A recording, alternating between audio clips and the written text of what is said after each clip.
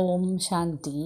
இன்றைய முரளியின் ஸ்லோகம்: எண்ணங்களிலே திட சங்கல்ப சக்தியை கொண்டிருப்பவர்களுக்கு ஒவ்வொரு பணியும் சாத்தியமானதாகும்.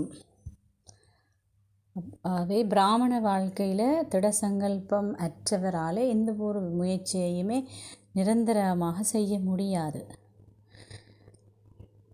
பக்தியிலே தவம் அல்லது யோகம் இவற்றையெல்லாம் செய்வதற்கு இந்த முனிவர்கள், சாதுகள், சன்னியாசிமாரெல்லாம் எவ்வளவோ முயற்சி செய்து அமர்ந்திருந்த பொழுது எவ்வளவோ தடைகள் வந்தது, பல வடிவங்களை தடைகள் வந்தது. அவர்களுக்கு மேலே இந்த புத்தெல்லாம் வளர்ந்திருந்தது. ஆனாலும் அவர்களுடைய திட சங்கல்பம் அவர்களுடைய பக்தியின் பலனை பெற்று கொடுத்தது என்றெல்லாம் நாங்கள் கதைகளில் படிச்சிருக்கிறோம். ஆகவே அந்த வகையில் தான் பாபா என்ன சொல்கிறாருண்டா, ஒரு சின்ன சின்ன முயற்சிகளாக நாங்கள் என்ன செய்ய வேணும், எங்களுடைய ஆன்மீக வாழ்க்கையில் செய்து கொண்டிருக்கணும். அப்படி செய்ய செய்ய எங்களுக்கு இயல்பாக ஒரு உற்சாகம் வரும். நாங்கள் அந்த சின்ன முயற்சியால் அடைஞ்ச பலனின் நிமித்தம் எங்களுக்கு ஊக்கம் அதிகரிக்கும். அதிகரிக்க எங்களுடைய முயற்சி, எங்களுடைய திட சங்கல்பத்தினுடைய நேரம் அல்லது மன உறுதி அல்லது திட சங்கல்பத்தினுடைய சக்தி கூடிக்கொண்டே போகும். என்ன நடந்தாலும் நாங்கள் எங்களுடைய இந்த திட சங்கல்பம் என்பதை நிறுத்தக்கூடாது. உடல் சில நோயிற்று இருந்தால் கூட என்ன நினைவு செய்யுங்க. பொதுவாக மக்களுக்கு வருத்தம் அல்லது நோயில் வரும் பொழுது இந்த கோட்பாடுகளை கடைப்பிடிக்கிறதில் கொஞ்சம் பின்னடிப்பார்கள், இல்லாவிட்டால் பின்தங்கி விடுவார்கள். அவர்கள் இன்றைக்கு பரவாயில்ல, ஒரு நாள் தானே, நாளைக்கு செய்வோம், இன்றைக்கு ஒரு நாளைக்கு நித்திரை கொண்டா பரவாயில்ல, அமிர்த விலை கொழும்பாட்டி பரவாயில்ல அப்படின்னு நினைப்பாங்க. ஆனால் யாரெல்லாம் திட சங்கல்பத்தை கொண்டு இருக்கிறாங்களோ அவங்களுக்கு கடவுளே தலை வணங்குவார். ஏனென்னா அவைகளுடைய அந்த சக்தி, அதான் நீண்டகால முயற்சி என்று பாபா சொல்கிறார். அந்த சக்தி சேமிப்பில் சேமிக்கப்பட்டு அவர்களுக்கு நீண்ட காலத்துக்கு பிறகு உதவி செய்யும். பாருங்கள், நாங்கள் ஒரு சார்ஜர் இருக்கும் பொழுது, சார்ஜர் லைட்டு செய்யணுமா, கரண்ட் வரும் பொழுது என்ன செய்கிறோம், நாங்கள் சேமித்து வைக்கிறோம். இப்போ கரண்ட் இல்லாத நேரம் நாங்கள் அதை பயன்படுத்துகிறோம். அதே மாதிரி சூரியகலம் இருக்குது. சூரியகலத்தில் கொஞ்சம் கொஞ்சமாக சூரிய ஒளிப்பட்டு அந்த சூரியனுடைய சக்தியால் அந்த கலத்தில் மின்சாரமாக அது மாற்றி கொடுக்கறதுக்கு சேமிக்கப்படுது. அந்த சேமிக்கப்பட்டதன் காரணமாகத்தான் கரண்ட் இல்லாத நேரத்தில் என்ன செய்யுது, அந்த சூரிய ஒளியால் எங்களுக்கு வெளிச்சம் கிடைக்கிது. அது மாதிரி தான் நாளாந்தாமாக எங்களுடைய பணிகளை நாங்கள் செய்யும் பொழுது என்ன நடக்குது, எங்களுக்கு நிறைய சக்திகள் விரியப்படுத்தப்படுது. ஏன்னா நாங்கள் நிறையவே சரீர உணர்வுக்கு வாரோம். முழுசாக ஆத்ம உணர்வுக்கு வராட்டியுமே சரீர உணர்வு ஒரு பக்கம், மற்றது ஆக்ஷன் கான்ஷியஸ்ன்னு சொல்கிறது. அதாவது எங்களுடைய செயல்களுடைய சிந்தனை மட்டும்தான் எங்களுக்கு இருக்குது, ஆத்மா உணர்வு இருக்கிறது இல்லை. இப்போ நாங்கள் செயல் செய்யும் பொழுது ஆத்ம உணர்வுக்கு நாங்கள் இருந்தோம்னு சொன்னால் எங்களுக்கு சக்தி இழக்கப்படாத, பதிலாக நாங்கள் பலம் வாய்ந்தவர்களாக வர முடியும். அவே ஒரு சின்ன விடயம் என்றாலும் நாங்கள் ஒவ்வொரு நாளும் அதை தவற விடாமல் செய்கிறதுக்கான முயற்சியை செய்யணும். உதாரணத்துக்கு படுக்க போகும் முதல் டெய்லி, இன்றைக்கு பாபா முரளியில் அது சொன்னார், நீங்கள் நான் என்ன செஞ்சுருக்கிறேன்னு சொல்லி நினைவு செய்து பாபாவுக்கு சொல்லிவிட்டு படுக்க வேணும். படுக்க போகும் முதல் வேறு எந்த சிந்தனையோடையும் படுக்கக்கூடாதாவே முதல்ல நான் அதை ஆரம்பிக்க வேணும். இன்றைக்கு பாபா என்னுடைய ஆசிரியராக இருந்தது சொல்லியிருக்கிறார், இந்த வீட்டு வேலையை நான் ஆரம்பிக்கணும்.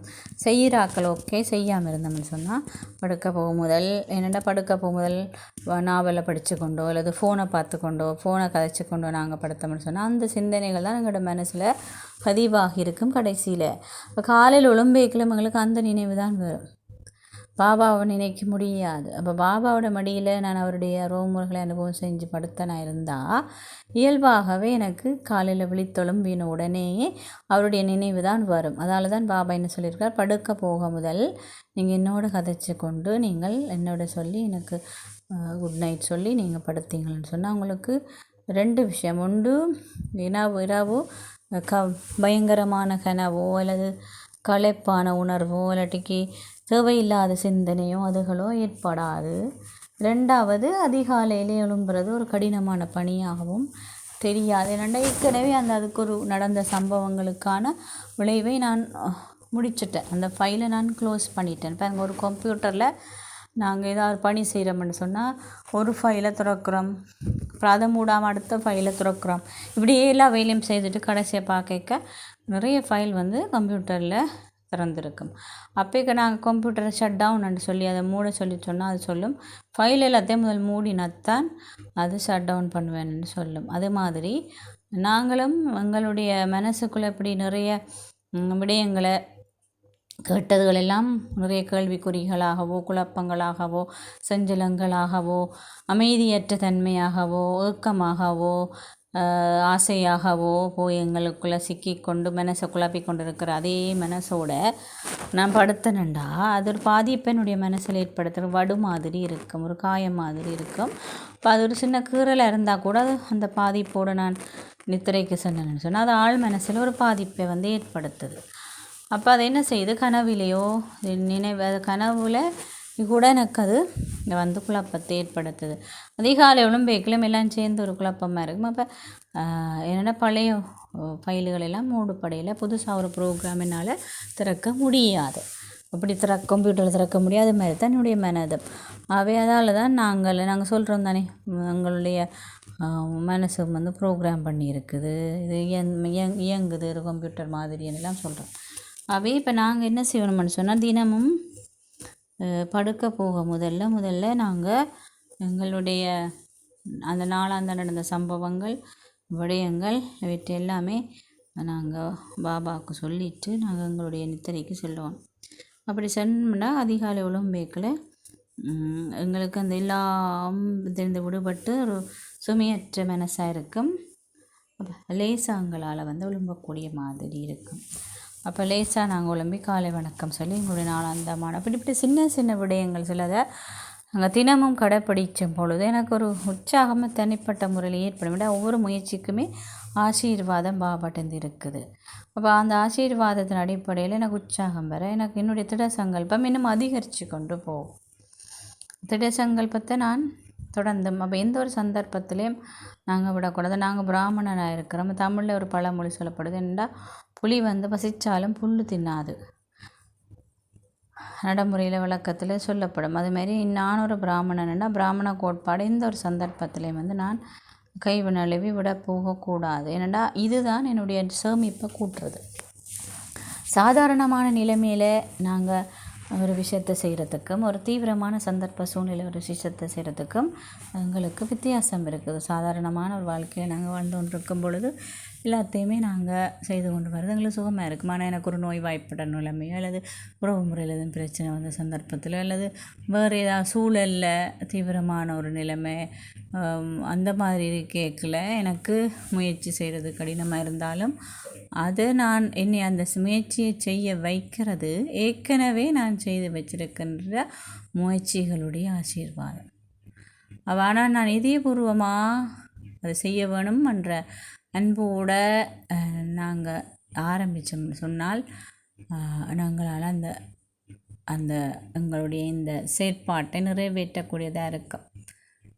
இல்லைன்னு சொன்னால் நானும் கொஞ்சம் தளம்பி எனக்குள்ள ஒரு குழப்பம் ஏற்பட்டு அந்த குழப்பமான மனசோடு நான் செய்ய தொடங்கினேன்டா வெற்றி அளிக்காது. அதான் பாபா சொல்கிறார் திட சங்கல்பம்டா உறுதியான மனசோட ஒரே நோக்கத்துக்குள்ள. இப்போ அதுக்குள்ள கன விஷயங்களை சொல்லுவாங்க. அதால் தான் பாபா சொல்வார் மற்றவர் சொல்கிறது பரமத்தை நீங்கள் கேட்கக்கூடாது.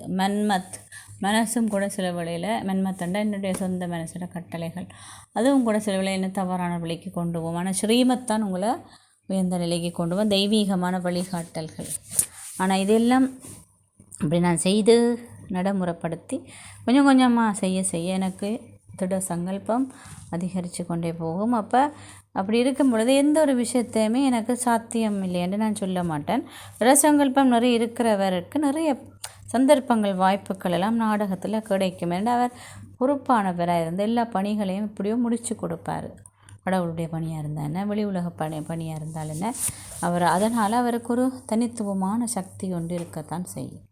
அதால் தான் அவரால் அசாத்தியம் என்ற ஒரு வசனமே இருக்காது. எல்லாமே சாத்தியம். என்னென்னா தன்னோட பாபா இருக்கிற, தன்னோட இறைவன் இருக்கிற, தனக்கு அவர் உதவி செய்வார் என்ற நம்பிக்கையும் அதுக்கு தன்னம்பிக்கையும் இருக்கும்.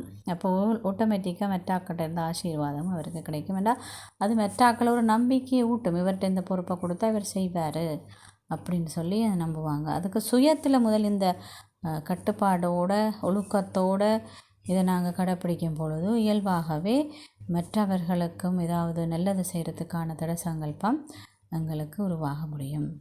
ஓம் சாந்தி.